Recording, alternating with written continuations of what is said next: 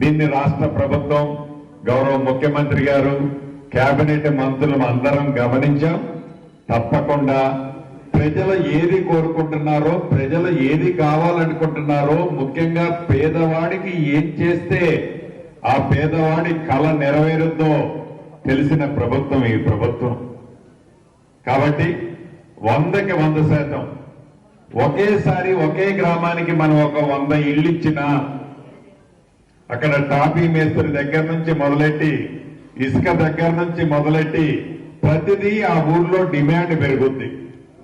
దానివల్ల 1,50,000, 1,25,000, 1,75,000 తీసుకునే టాపీ మేస్త్రి ఒకేసారి చాలా రేట్లు పెంచే సందర్భం ఉంది.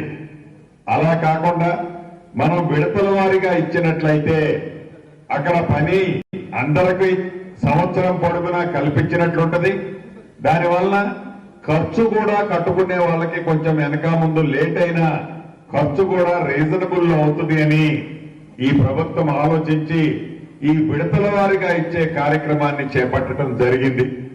ఇక రెండో నిజం చెప్పక నేను చెప్తున్నాను, ఆర్థిక పరిస్థితి కూడా ఆనాటి ప్రభుత్వంలో ఉన్న పెద్దలు, దొరలు రాష్ట్ర ప్రభుత్వాన్ని, ధనిక తెలంగాణ రాష్ట్రాన్ని 8,20,000 కోట్ల 8,21,000 కోట్ల రూపాయలు 8,21,000 కోట్ల రూపాయలు మనందరి నెత్తిన భారాన్ని, ఈ రాష్ట్ర ప్రజల నెత్తిన భారాన్ని పెట్టి మంచిగా ఫామ్ హౌస్ లో రెస్ట్ తీసుకుంటున్నారు.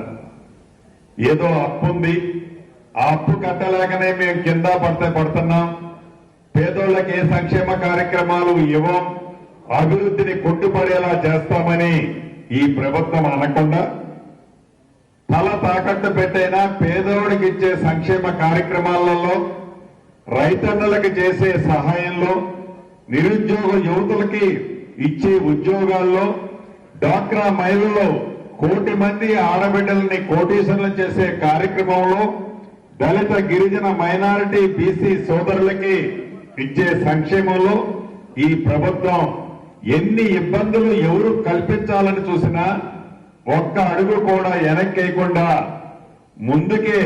ముందు చూపుతోనే ఈ ప్రభుత్వం ఒడివడిగా ముందుకు పోతుంది. కాబట్టే ఏ ఎన్నికల రాష్ట్రంలో వచ్చినా, ఎక్కడ ఎన్నిక ఉన్నా తెలంగాణ రాష్ట్రంలో మారుమూల ప్రాంతం నుంచి పట్టణ ప్రాంతాల వరకు మనస్ఫూర్తిగా కడుపు నిండా ఈ ప్రభుత్వాన్ని ఆశీర్వదిస్తున్నారు, దీవిస్తున్నారు.